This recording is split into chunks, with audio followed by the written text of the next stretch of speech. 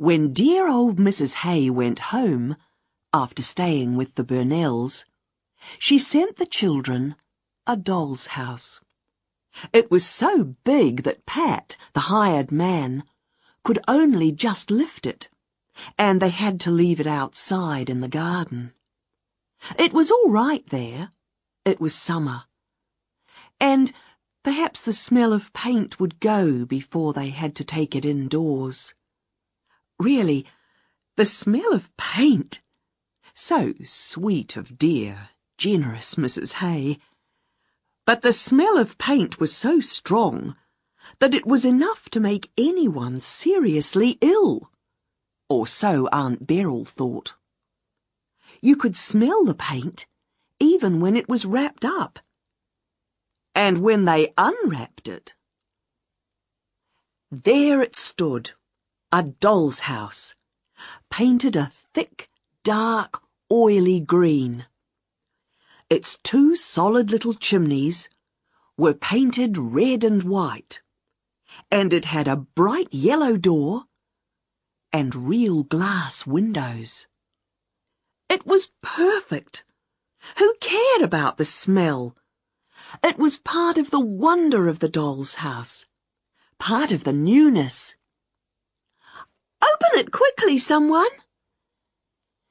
The fastening at the side was stuck fast, and Pat had to use his knife to get it open. But then the whole front of the house swung back and you could see everything. The sitting room, the kitchen, the 2 bedrooms. That is the way for a house to open. Why don't all houses do that? How exciting to be able to see everything you want to see, all at once. Ah! Ah! The Burnell children were quite unable to speak. It was too wonderful. They had never seen anything like it in their lives. There was paper on the walls and pictures, just like in real houses. There was red carpet on the floors, except in the kitchen. Red and green chairs, beds with real covers on them, tiny plates and cups. But what Keziah liked more than anything, what she liked most awfully, was the lamp.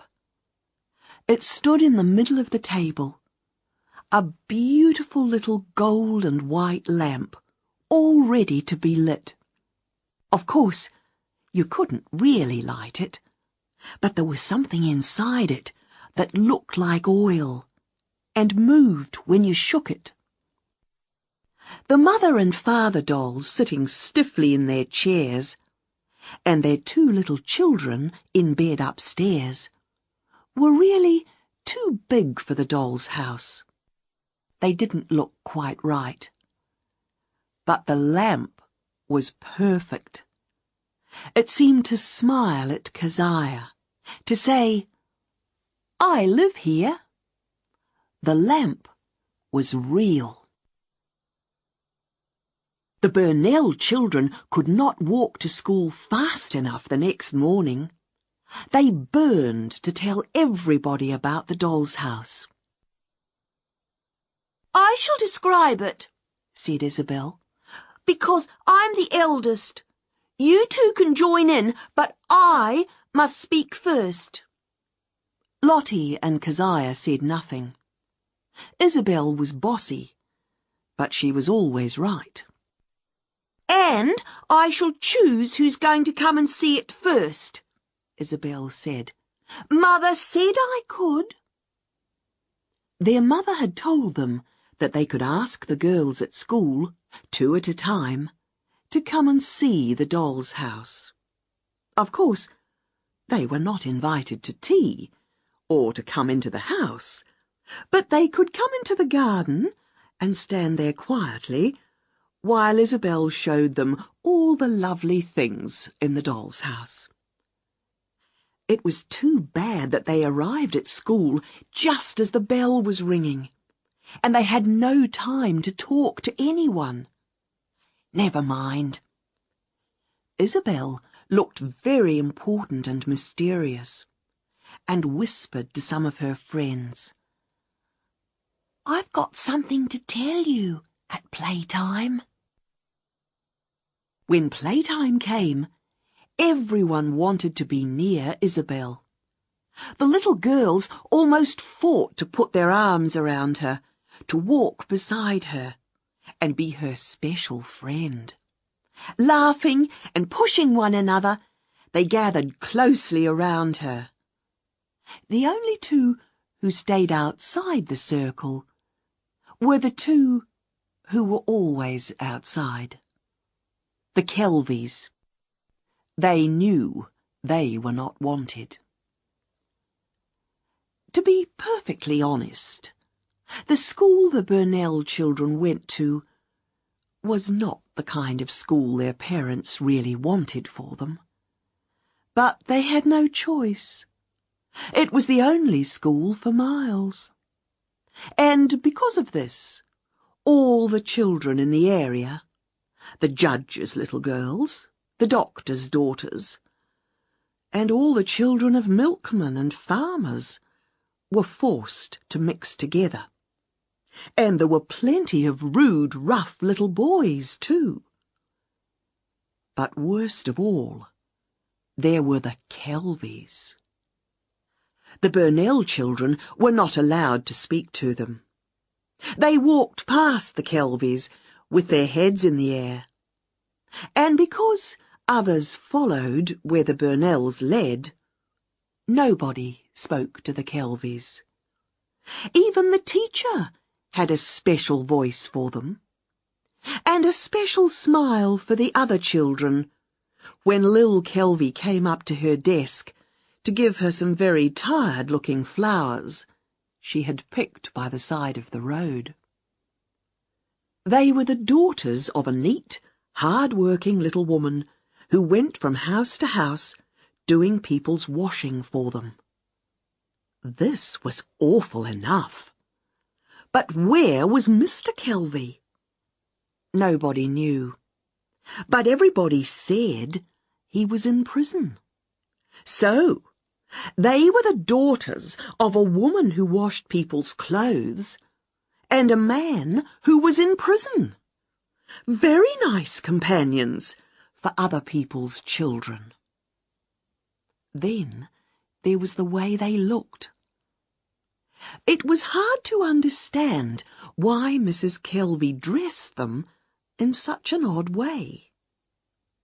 The truth was, she made their clothes from old bits and pieces which were given to her by the people she worked for.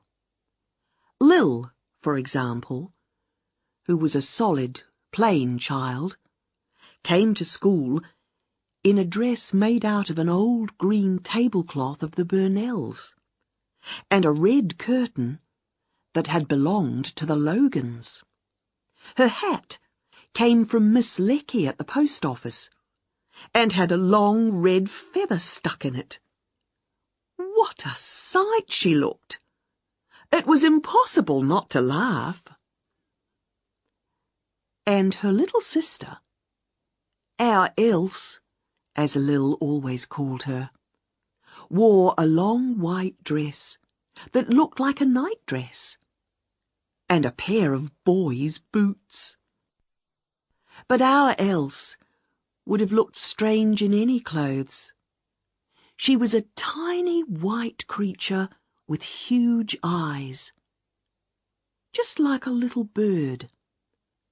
Nobody had ever seen her smile. She hardly ever spoke. Everywhere Lil went, our Else followed, holding a piece of Lil's skirt in her hand. In the playground, or on the road to or from school, you could always see Lil, with our Else close behind her. When she wanted something, our Else pulled on Lil's skirt, and Lil stopped and turned around. The Kelvies always understood one another. Now they stood at the edge of the circle, outside the group of friends. You couldn't stop them listening. When the little girls turned round and gave them angry looks, Lil, as usual, smiled all over her silly red face. But our Else just stared and said nothing. Isabel talked on in a proud voice. She described the carpet, the beds with real covers, the kitchen with its tiny cups and plates. When she finished, Keziah said, "You've forgotten the lamp, Isabel." "Oh, yes," said Isabel. "There's a lovely little lamp on the table. It's just like a real one." "The lamp's best of all," cried Keziah. She wanted Isabel to talk for longer about the lamp, to let everyone know how special it was. But nobody was listening to Keziah. Isabel was choosing the first two who were going to come and see the doll's house. She chose Emmy Cole and Lena Logan. But all the others knew that they would have a chance to see it another day. They all wanted to be nice to Isabel. They all had a secret to whisper to her. "Isabel's my friend." Only the little Kelvies were forgotten. There was nothing more for them to hear. Days passed, and more children were taken to see the doll's house. It was the one thing they talked about. "Have you seen the Burnells' doll's house? Oh, isn't it lovely? Haven't you seen it yet? Oh dear." The little girls talked about the doll's house at dinner time, as they sat under the trees in the school playground, eating their thick meat sandwiches and buttered cake. The little Kelvies listened, while they ate their bread and butter out of a piece of newspaper. "Mother," said Keziah, "please, can I ask the Kelvies just once?" "Of course not, Keziah." "But why not?" "Run away, Keziah. You know why not." At last the day came when everyone except the Kelvies had seen the doll's house. That day there was less to talk about. It was dinner time. The little girls sat together under the trees, and suddenly, as they looked at the Kelvies eating out of their piece of newspaper, they wanted to be unkind to them. Emmy Cole started it. "Lil Kelvy's going to be a servant when she grows up," she whispered. "Oh, how awful," said Isabel Burnell. Emmy looked at Isabel in a way she had seen her mother look when she was talking about things like this. "It's true," she said. Then Lena Logan joined in. "Shall I ask her?" she said. "You don't dare," said Jessie May. "Ah, I'm not frightened," said Lena. She laughed and did a little dance in front of the other girls. Watch me now," she said, and she danced right over to the Kelvies. Lil looked up from her bread and butter. Our Else stopped eating. What was coming now? "Is it true that you're going to be a servant when you grow up, Lil Kelvy?" Lena screamed at her. Silence. Lil gave no answer, but she smiled her silly, red-faced smile. She didn't seem to mind the question at all. Poor Lena. The other girls began to laugh at her. Lena didn't like that. She stepped right up to Lil. "Yah! Your father's in prison!" she shouted in her face. This was so wonderful to hear that all the little girls rushed away together, deeply excited by what Lena had done. How fast they ran! How high they jumped! How wild and free they felt that morning. In the afternoon, Pat came to take the Burnell children home. There were visitors. Isabel and Lottie, who liked visitors, went upstairs to change their dresses. But Keziah slipped quietly out into the garden. There was nobody there. She began to swing on the big white garden gate. Then, looking down the road, she saw two little figures coming towards her, one in front, the other close behind. It was the Kelvies. She got down from the gate. For a moment, she thought about running away. The Kelvies came nearer. Then Keziah climbed back up on the gate. She had decided what she must do. She started swinging on the gate again. "Hello," she said to the Kelvies. They were so surprised that they stopped. Lil gave her silly smile. Our Else stared. "You can come and see our doll's house if you want to," Keziah said. Lil turned red. She shook her head. "Why not?" asked Keziah. "Your ma told our ma you mustn't speak to us." "Oh, well," said Keziah. She didn't know what to say. "It doesn't matter, but you can still come and see our doll's house. Come on. Nobody's looking." But Lil shook her head again. "Don't you want to?" asked Keziah. Suddenly, there was a pull on Lil's skirt. She turned round. Our Else was looking at her with big, desperate eyes. She wanted to see the doll's house. Lil looked at her very doubtfully. But then Our Else pulled her skirt again. Lil stepped forwards. Like two little lost cats, they followed Keziah across the garden to where the doll's house stood. "There it is," said Keziah. They said nothing. Lil breathed loudly. Our Else was as still as stone. "I'll open it for you," said Keziah kindly.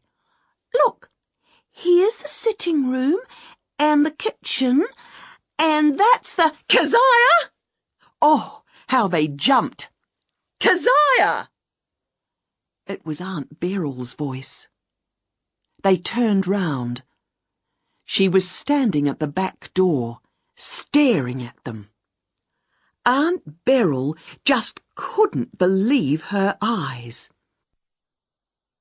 "How dare you bring the little Kelvies into our garden?" she said to Keziah, in a cold, angry voice. "You know as well as I do that you aren't allowed to talk to them. Run away, children. Run away, and don't come back," she said to the Kelvies. Off you go, immediately. She did not have to tell them twice. They were out of the garden in a moment, Lil red-faced and ashamed, with our Else hanging on to her skirt. Bad, disobedient little girl, Aunt Beryl said bitterly to Keziah, and she closed the doll's house with a bang. Aunt Beryl had been having a terrible day. But now that she had got rid of those little animals, the Kelvies, and shouted at Keziah, she felt a lot better. She went back into the house, singing. When the Kelvies were far away from the Burnells' house, they stopped and sat down by the side of the road. Lil's face was still burning, and she took off her hat. They stared across the fields, where the Logans' cows were eating grass. What were the little Kelvies thinking? Our Else moved closer to her sister. She had already forgotten the angry lady. She put out a finger and touched the feather on Lil's hat. She smiled her rare smile. "I seen the little lamp," she said softly. Then both were silent once more.